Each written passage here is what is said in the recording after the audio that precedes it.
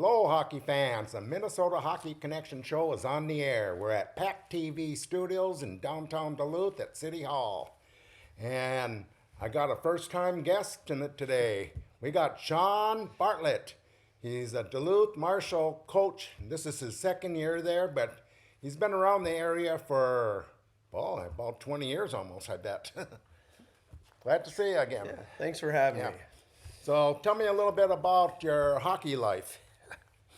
Well, hockey's just like many of us in northern Minnesota here has been a huge part of my life, and it continues to be. Hockey is it's a game that teaches you many lessons about life and kind of guides you through it. And I've been very fortunate to be able to work in hockey for a really long time, and I'm excited to continue to develop our players at Marshall and to move forward in building our program. Now, where did you grow up? Well, I grew up in a pretty proud hockey community in East Grand Forks, so all the way on the other side of the state. The Green Waves. You got it. Yep. And you guys, what year did you play? Well, I would have played 99 through graduated in 01. Oh, so you went to a couple state tournaments then, right? Yeah, yep. So obviously that's a goal for every young kid in Minnesota is to make it to one of those things, and I was fortunate enough to play in two. Played on some pretty successful teams with some really good players, and my sophomore year we made it to the state championship game. Fell one game short, ran into a tough Benilde St. Margaret's team with the Riddle brothers. Yeah, the Riddles. Yeah, I remember on that team. And then my senior year, we ended up taking the consolation championship, but we ran into a pretty tough Hermantown Hawks team in the opening round. Who was your coach back then? Jim Scanlon. Oh, wow. Yep. Now the current head coach of Bemidji State women's hockey team. Right. I didn't know that. Okay, so from the Green Wave, you graduate from high school, and then you came right down to Duluth, or?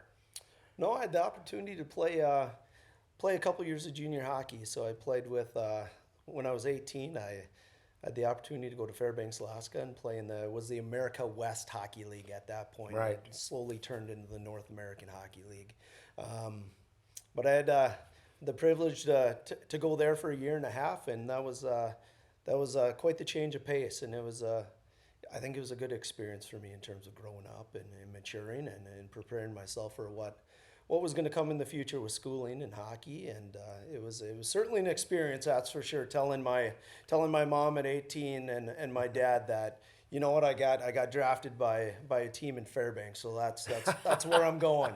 You're in nowhere land, and then you thought it was cold in East Grand Forks. Yep. And does the sun come out in the winter? Yeah.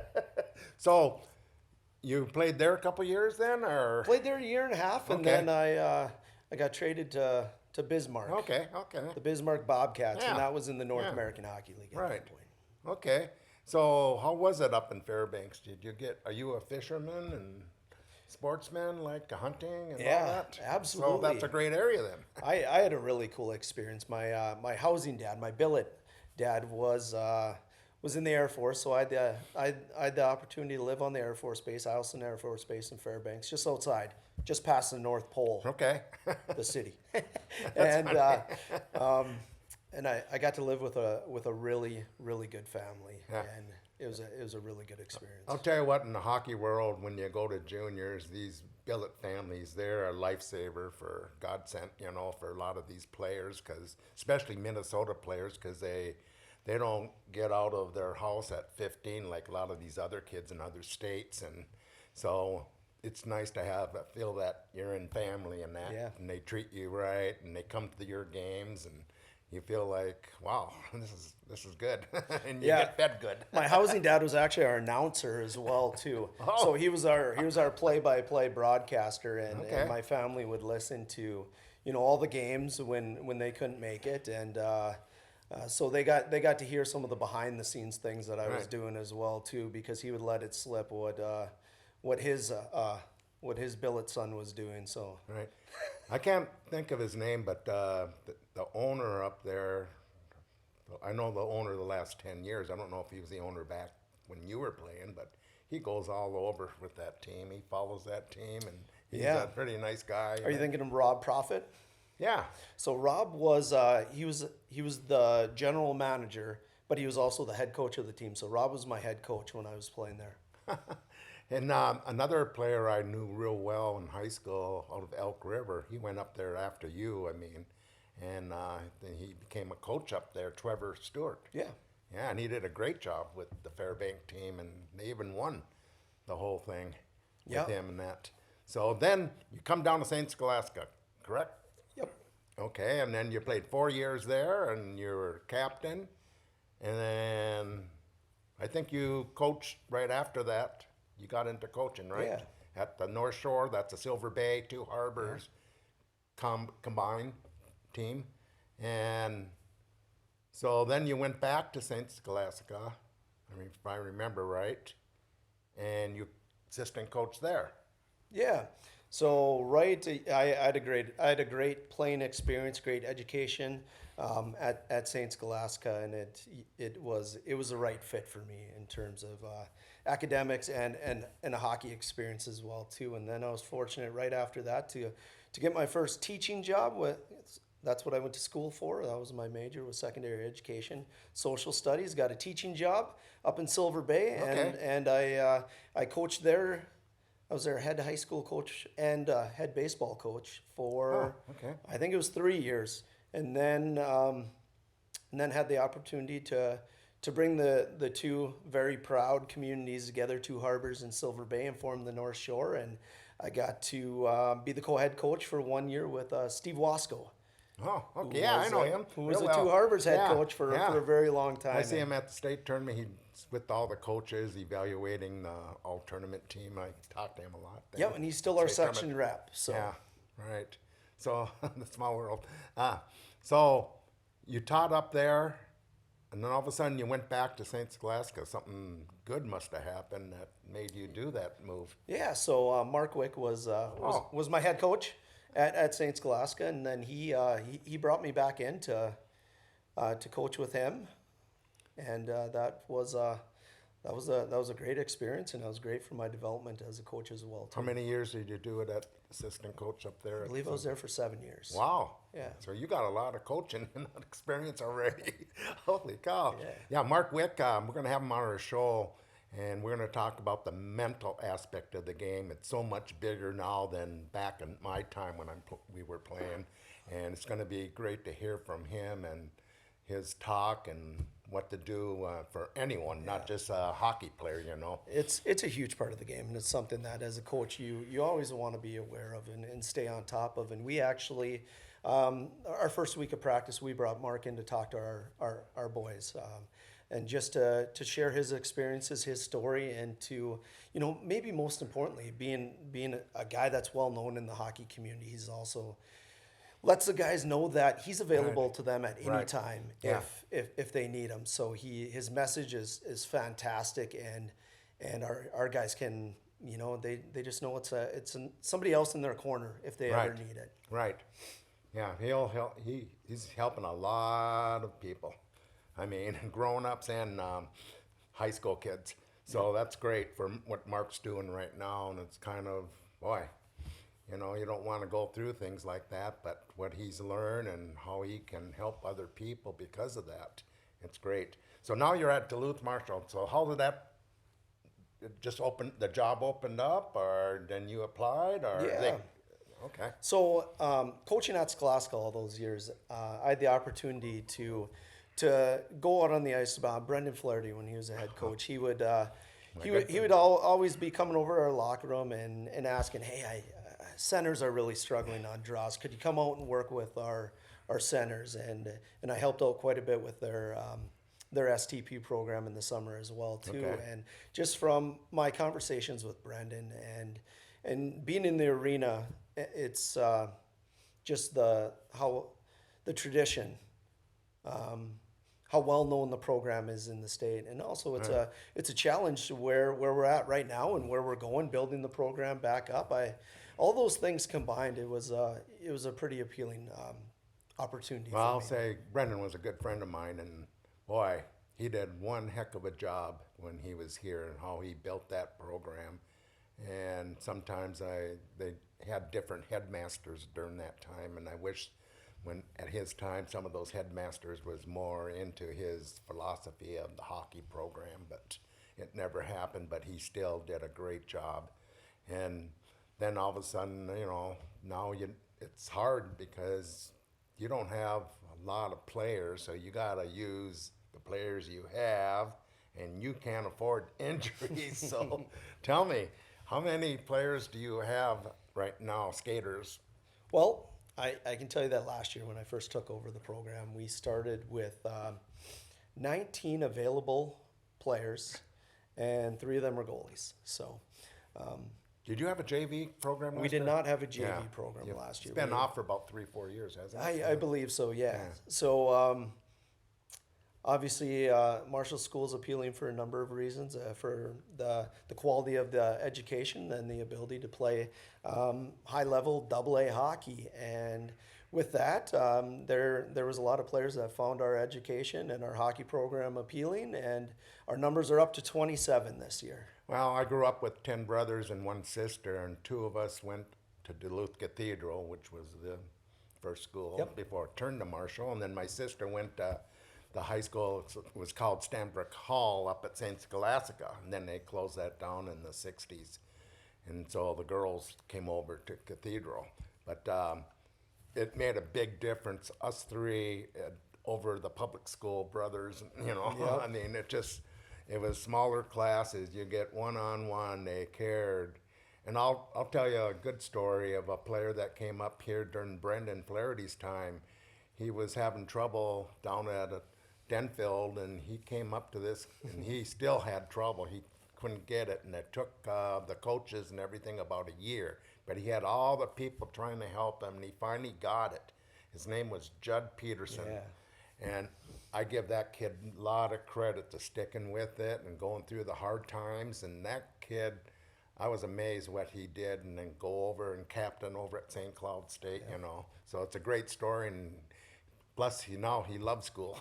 Yeah, I've had the opportunity to work a couple hockey camps with Judd, and I've known him from just from coaching against him too when he was in high school. But Great kid. It's amazing how you get in a situation where you're supported well, and you have the right coaches and mentors giving you the right message, how it can change your life. The mentoring and tutoring that he got up here changed his life, and thank God.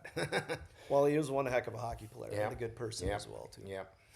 So, okay, you're starting your second year at Marshall, and I was at the Grand Rapids game, and I was just going over your lineup. Boy, you have a young team. Tell us a little bit about that. I mean, these kids are, you got some elite players that I think are going to be something to look at down the line a lot, scouting.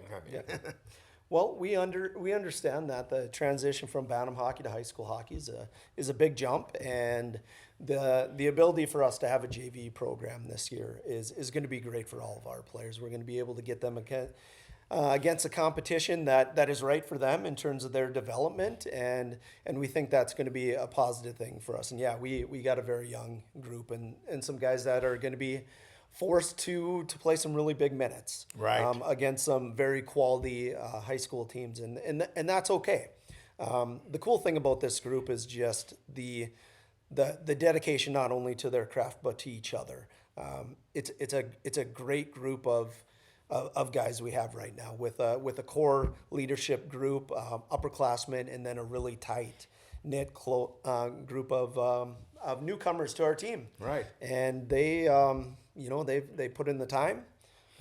They're dedicated to the sport, and you're right. We expect big things out of them in the near future. Right. And that's only going to get better if they can stay healthy. And that's the hard part. When you put them out there a lot more than normal, kids, they're bigger and faster, and it's part of the game now almost. I mean, it's sad, but it is. Injury and illness. You gotta manage it. You gotta manage your players and make sure they're taking care of their bodies. And other players have to know when something happens, they gotta pick it up. Hey, tell me a little bit about your captains. Yeah. So we have two senior captains, and then which is Ethan Lindgren, Mason Musel, and then Aiden Adamski's a junior, and Okay. that rounds out our captains. We also have Jonas Martinelli that kind of fills in on that leadership group. Okay. And that rounds out our leadership team. But they're a great group of guys, and each one of them brings something different to our team. From a Lindgren who's a more vocal guy, to an Adamski that goes out there and gives it his all every single night, and is more the lead by example sort of player. So we got a good group of leaders this year that are mentoring our younger players. So I'm really excited. Well, so far it looks like you only played 3 games, but seems like you're being very competitive, because you beat East Ridge and then you lost Grand Rapids. You came back in that game, and it was turned into a nice game at the end there. You had a chance. Yeah. And then Breck, you said that they're a pretty good team again this year, that you tied them. They're been one of the better A teams over the years. And then now you're going down the schedule. Oh, I see you got Hermantown. That's a good matchup. Let's see. You got the Herb Brooks. You go down to the cities for the tournament down there. We do. Huh? Yep. You know some of the teams that are in your group? I don't. I know we open up against Red Lake Falls. Yeah. Okay. So, okay. but I don't want to overlook Superior tomorrow. So That's right. They're not a bad team. they're not. They got a have new some coach, nice pieces. and they got a new coach there now, and That should be a good game. But you're right. The Grand Rapids game was kind of a measuring stick for us to see where we're at, and to identify some things that we need to continue to work on. I was really proud of our guys, especially our younger guys, because Rapids plays a certain style of game. They play a heavy game. They play a fast, physical game, and it was good to see that our guys were able to weather the storm when we needed to, and to capitalize on some opportunities that we had down the stretch as well too. So here's the big question right now: Duluth area hockey. You're at a private school, so people say, oh, they recruit. Well, they don't have a farm system. They have to go out and get something. But you can sell the education at Duluth Marshall big time to bring in some hockey players.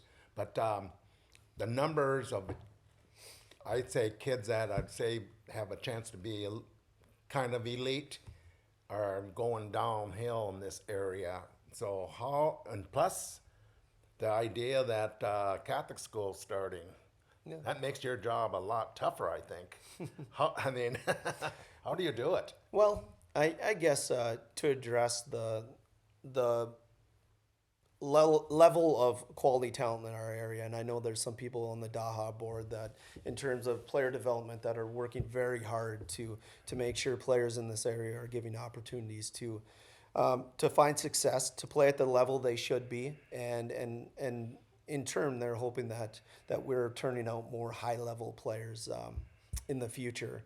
And for I think Marshall School, its education sells itself, and Right. and the type of player that we're getting and that finds us appealing is the type of player that values our education and sees that as something that's going to help them in their life, move them forward in a positive way, and an opportunity to play for a good hockey team. So put those things together, and I think that kind of sells itself for us. Is your goal to get enough skaters so you can have a JV team down the line here? Is that your goal, or? Yeah, it's crucial Because that's how you build programs. They got to Yep. play and develop, and they're not ready maybe, but Yep. you can bring them up on the fourth line or something, and right.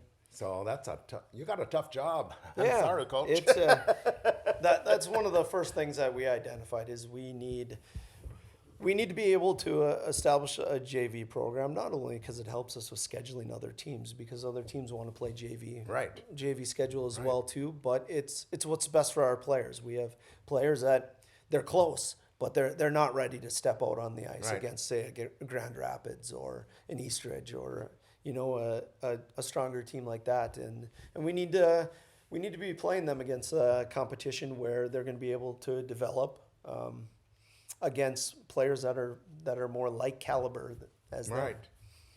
looking at the schedule though, do you have any say on trying the teams at the schedule? Because you probably know a lot of people, connections in hockey now, and you can, I always say a strong schedule helps a team. You can lose a lot of games, but you're going to get to be a better team at the end of the year. Yeah, yeah. Our athletic director, Kevin Snyder, him and I, we work closely together and have lots of conversations about opponents that we'd like to play or we'd like to play in the future. And we're proud of the schedule we've developed, and there's always room to make some improvements based upon what our team needs at that time. But yeah, we're pretty happy with the quality of opponents we have this year. Okay, one thing that caught my eye looking over your schedule, and I don't know if it's something you're trying to schedule still. You only have 23 games, it looked like.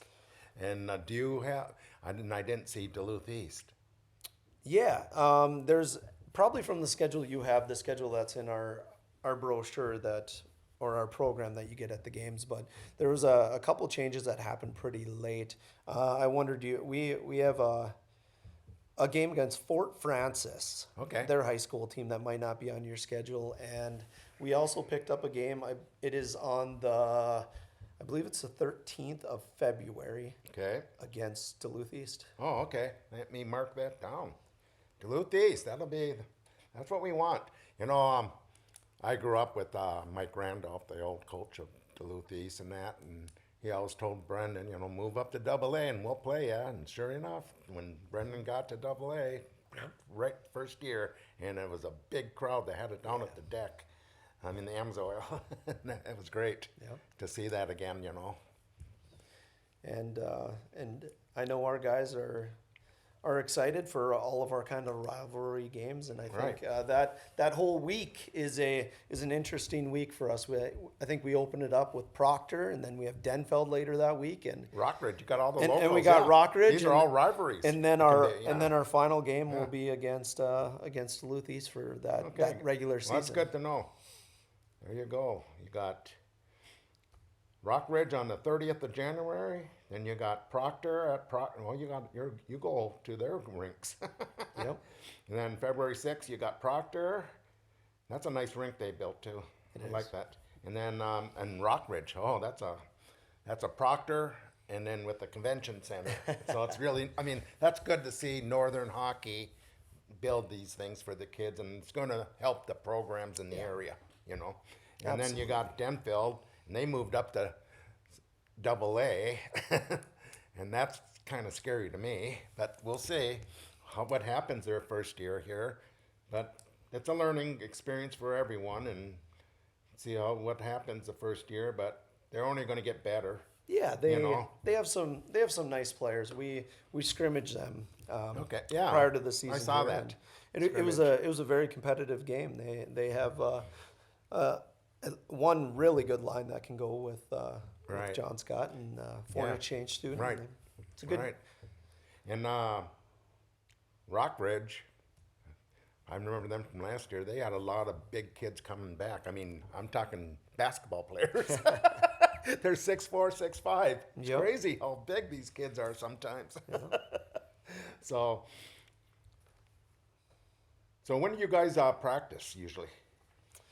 Well, we are usually in there's a couple different slots that we share with the girls program there at Mars Lakeview. It's our normal practice will be around the 4:30 time frame, 4:30 or 6 o'clock, right around in there. So basically, these kids stay here after school and do something and come over usually. It's a nice thing having the rink right across the parking lot. Right. I think that's a nice selling feature for our program as well too. Is that when you get out of school, you can head over into the weight room and get a workout in, or come over and prepare for practice, or to watch some video, or whatever it is you need. So see, that's the one big thing, you can tell these kids all the time, you gotta work out, because if you aren't strong that next level, you don't have a chance. You don't have a chance. Yeah. And if you're not working out on your own, and up here, see, I go to a lot of Twin Cities high school games and that, and I was talking to some people during the North American Hockey League showcase, and they we're talking, there's about 5,000 kids from like Bannums to high school that are going to 8-month camps. They're paying $5,000. That's not counting the equipment or anything. Yep. And then they go to their regular teams from there. I says, wait a minute, Duluth, and they have camps, but it's like a month, 2 months camps, and then there's, so I think the only way the North is going to compete with the big schools down in the cities is that they're going to have the heart, just go out and be rink rats like the way I grew up. Yeah. So if you can't put your foot up their butt to do it. If they don't want to do it, they don't have the heart, Yeah. So I don't know. Can these kids, let's say they don't have a class or for an hour or something like that, can they come over and skate for half an hour? If there's no one using the ice? That's something we don't have quite established yet at the school, but there is a policy at the school where seniors and juniors, if they have a study hall or over the lunch break, they're allowed to leave campus. And I know we have some guys that head on over to the arena and they're up in the weight room. Or they call that leaving campus? Well, I guess so, right? Going across the parking lot. Yep. I always remember that. And all my friends went to Duluth Central. And lived right down the hill and would come up here, and we could never leave campus until the end of the day. But the days off, sometimes I'd go down to Central and you can just walk. They don't even know if you're there or not. Yeah. If you go to that school. So that's funny. So what's your biggest goal this year with a lot of young kids? We just talk about our development and just watching out for ourselves, worrying about ourselves and our development, and making sure that we're getting better every single day. And that might mean learning from lessons from the prior game, watching a lot of video, just getting a lot of these young guys a better understanding what it means to be a high school hockey player, and what some of the challenges are going to be, and just enjoying the successes we have, and just making sure that we're continuing to get better. Yeah, that's amazing how much video comes into play now. All these high schools. Mark Manny, a few years back, he paid for the whole system. It was a few $1,000s, and he's shown me this one time before playing Duluth East, and that. I said, what the heck? They can do all that? They can get a player and whatever he does on a power play, penalty kill. It was crazy. But that's a big part of the game now. So, hey, well, thank you for showing up for the show, Shawn, and hey, good luck this season with the Duluth Marshall Hilltoppers. I'm a former Hilltopper, so I'll be watching you a lot. And people, get out to some of these games. You're going to see some really nice young players, and the team is just going to get better as they play. So thanks a lot, Shawn. Thanks for having me. Yep. Well, thanks PACT-TV Studios and the producers Liz, Jim, and Vicky. And hey, we'll see you at the rink.